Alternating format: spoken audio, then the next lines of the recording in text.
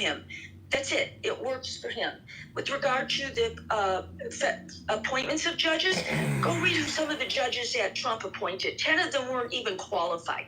They were rated as unqualified. So we can address that. Regard to Clarence Thomas's wife should have been considered an unindicted co-conspirator. It's not about the Federalist Society. She got $600,000 from the Heritage Foundation, and he did. I apologize. It was the Heritage Foundation, not the Federalist Society. And all conservative judges are members of the Federal Society and are recommended by the Federalist Society. And she was somebody who actively did emails. She contacted people. She contacted and wrote emails and said, you must stop this deal. She was very actively involved. So that is a major conflict. And there was one case that he did not recuse himself from. He was the only judge who said that the National Archives should not be, or that the court was not entitled to just read all the emails. He was the only judge. It was unanimous other than him.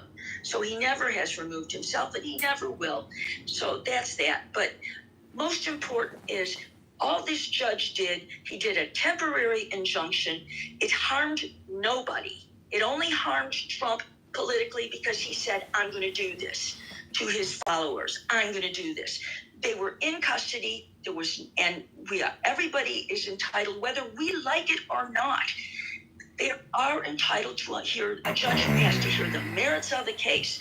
Because if you didn't and said, okay, let him go, there would be another appeal on the other side. And with regard to what Anson said, you know what? I'm not going to tell you that every judge would do that to every liberal. I really don't should say that you assume that every liberal judge would make a decision against Trump on an old, archaic law. Thank you. I just like to suggest one thing, Meryl, a slight correction, and that is Steve's comments don't come in a vacuum. If you look at the chat, which is linked above, you'll see, I don't know whether you actually posted that to the chat. Maybe you should, Steve. I think maybe you posted it to me in a direct message.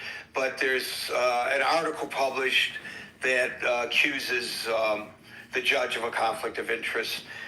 Whether that is valid or not, the argument is beside the point.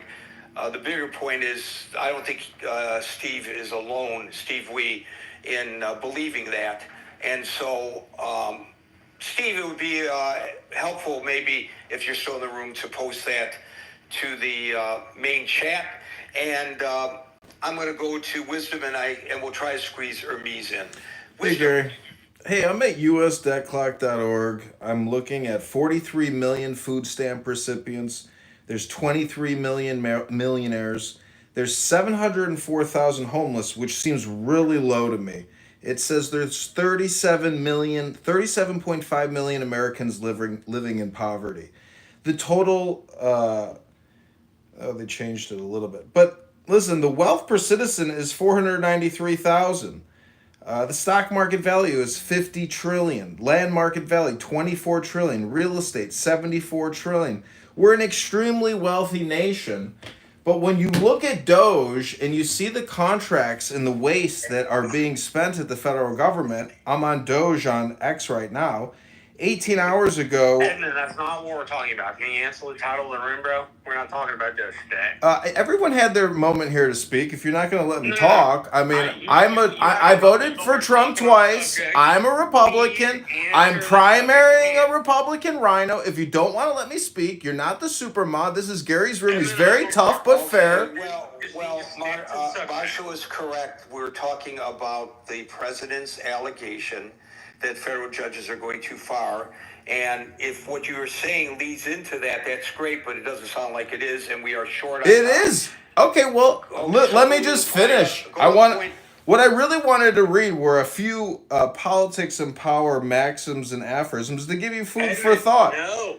What do you know? Okay, Dr. Marshall. Okay, dominate the stage with no intelligence. If you don't want me to try to say what I'm thinking and feeling, then this is censorship. You're a fake Republican, Rhino Marshall. You're a fake. Boom. That's how it goes down.